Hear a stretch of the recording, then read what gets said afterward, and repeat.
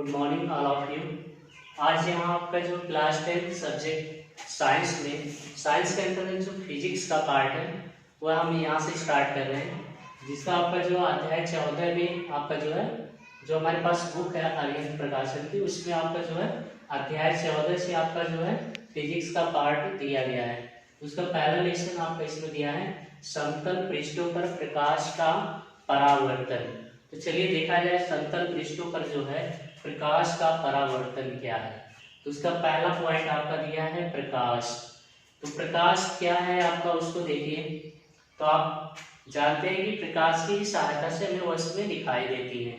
तो आप इसमें जो है इतना ही लिखेंगे कि प्रकाश वह ऊर्जा है जिसकी सहायता से हमें वस्तुएं दिखाई देती हैं। तो आप इसमें लिखेंगे प्रकाश वह ऊर्जा है जिसकी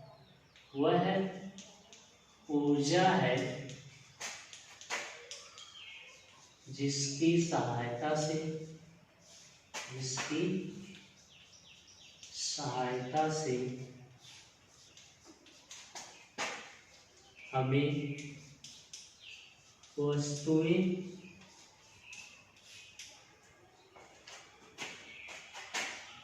दिखाई देती हैं। तो देखिए आपका जो है देखने की आपका जो पता ही होगा कि जब प्रकाश जब आपका किसी वस्तु पर आपका आपतित होता है, आपतित होने के बाद वहां से परावर्तित होकर के हमारी आंखों तक पहुंचता है और तब जाकर के हमें वस्तुएं दिखाई देती हैं। तो अगला टॉपिक आपका इसी में दिया है प्रकाश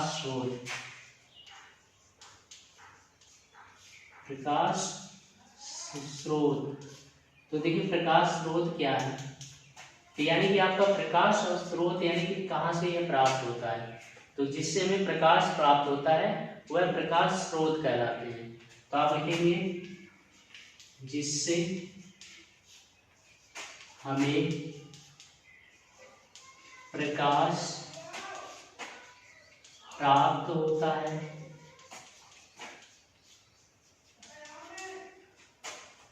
उसे प्रकाश का स्रोत कहते हैं। तो देखिए प्रकाश स्रोत आपका जो है जैसे हुआ सूर्य हो गए, चंद्रमा हो गए, तारे हुए, वैद्युत बल्ब हुआ, मोमबत्ती हुआ, आज से हमें प्राप्त होता है। तो इसमें जो है देखिए आपके जो है कुछ कृत्रिम है और कुछ आपके प्राकृतिक। तो प्राकृतिक के अंतर्गत आपके आ रहे हैं जैसे आपका जो है सूर्य हो गया और चंद्रमा, तारे, ये सब आपके प्राकृतिक है जिससे हमें प्रकाश प्राप्त होता है। और आपका कृत्रिम के अंतर्गत देखा जाए तो आपका जैसे बताया गया वैद्युत बल्ब हुआ और आपका जो है मोमबत्ती हुए, इस तरह के जो उपकरण है वो हमें जो प्रकाश देते हैं तो ये कृत्रिम के अंतर्गत आता है। तो इसके आधार पर जो है प्रकाश स्रोत को दो भागों में बांटा गया है। तो आपका जो आप लिखेंगे प्रकाश स्रोत दो प्रकार के होते हैं। प्रकाश स्रोत दो प्रकार का होता है। पहला लिखेंगे आप जो है दीप्त प्रकाश स्रोत। तो दीप्त प्रकाश स्रोत कौन से है? देखिए ऐसे वस्तुएं जो हमें प्रकाश देती हैं और वह स्वयं प्रकाश उत्पन्न करती हैं, वे जो है दीप्त प्रकाश स्रोत कहलाती हैं। तो आप इसमें लिखेंगे वे प्रकाश स्रोत जो स्वयं प्रकाश उत्पन्न करते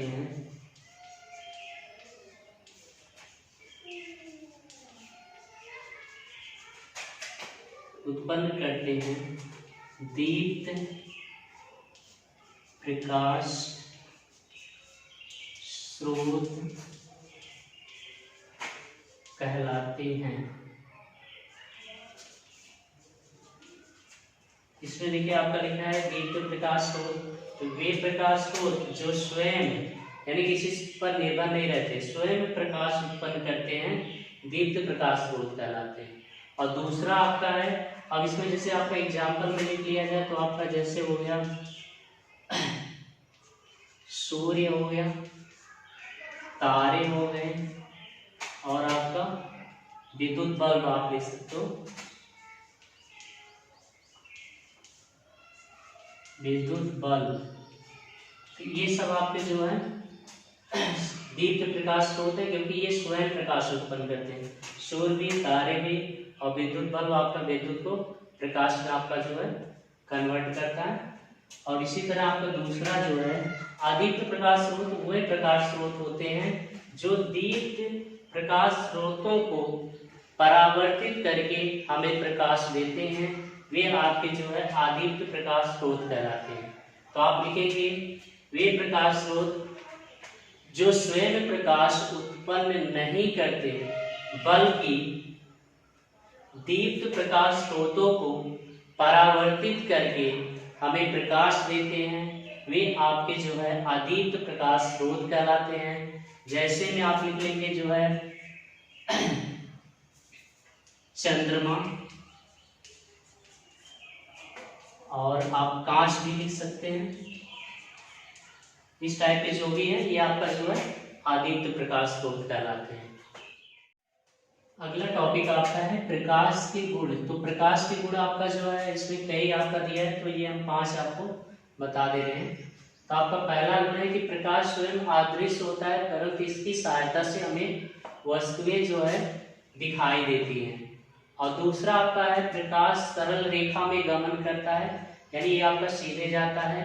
और तीसरा आपका दिया है प्रकाश के संचरण हेतु किसी माध्यम की आवश्यकता नहीं होती है, ये आपका जो है निर्वात में भी गमन कर सकता है, जा सकता है, यानी इसको जो है जाने के लिए किसी और की आवश्यकता नहीं पड़ती है। जैसे अभी आप लाइट लाना, विद्युत आपको लाना, तो आप जो है तार लगाते हो फिर आती है, तो इसमें आपका जो है प्रकाश के संचरण हेतु किसी माध्यम की आवश्यकता नहीं होती, आपका ये स्वतः आ जाती है, निर्वात में भी आपका आ सकती है। और चौथा पॉइंट दिया आपका, जब प्रकाश एक माध्यम से दूसरे माध्यम में प्रवेश करता है तो वो प्रकाश अपने मार्ग से विचलित हो जाता है।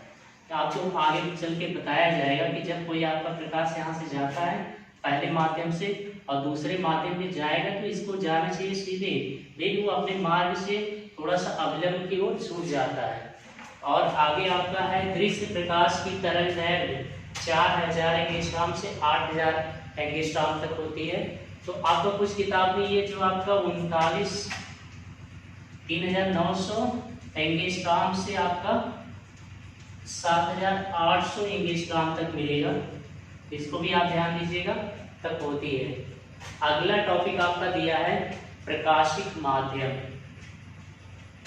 तो प्रकाशिक माध्यम वह होता है जिससे जो है प्रकाश होकर के जाते हैं, यानी वह माध्यम जिससे जो है प्रकाश होकर के जाते हैं, जहाँ से होकर के जाते हैं उस माध्यम को हम प्रकाशिक माध्यम कहते हैं। और इसको जो है 3 भागों में बांटा गया है। पहला है आपका पारदर्शक माध्यम, दूसरा आपका पारभाषक माध्यम और तीसरा अपारदर्शक माध्यम। तो देखिए पारदर्शक माध्यम वह माध्यम होता है जिसमें आपकी प्रकाश पूर्ण रूप से गुजर जाता है।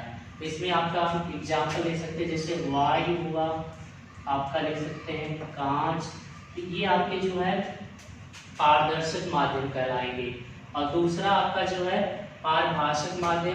तो पारभाषक माध्यम में यदि आपका जो प्रकाश गुजारा जाए तो ये अल्प मात्रा में ही गुजरते हैं।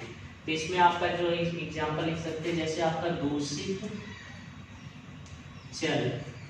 दूषित जल हुआ, और आपका जो है तेली या कागज लिख सकते हैं, तेली कागज, यानी जिसपे आपका जो है ऐसा कागज जिसपे तेल लगा दिया है तो वो आपका जो है उसमें अगर प्रकाश गुजारा जाए तो अल्प मात्रा में गुजर जाते हैं। और तीसरा आपका जो है अपारदर्शक माध्यम है।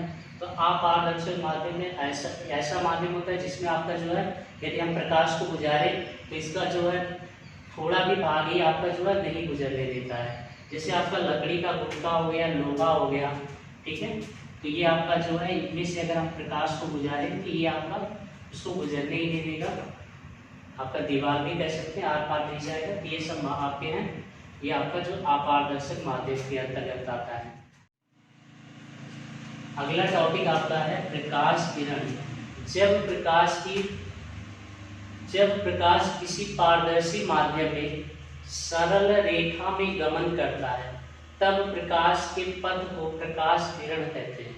यानी आपका जो है कोई भी अगर आपका जो प्रकाश है वो है आपका पारदर्शी माध्यम में आपका जो गमन कर रहा है, मान लीजिए जैसे ये सूर्य आपका है, यहाँ से जो प्रकाश निकला आपका वो सीधे जा रहा है, तो जो आपका गमन कर रहा है इसी को, ठीक है ना, रेखा में गमन करता है तब प्रकाश के पथ को, यानी ये कैसे जा रहा है उसके पथ को हम जो है प्रकाश किरण कहते हैं।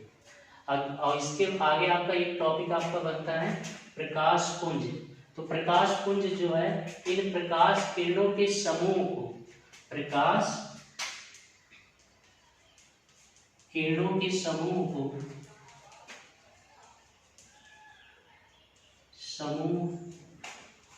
को प्रकाश पुंज कहते हैं।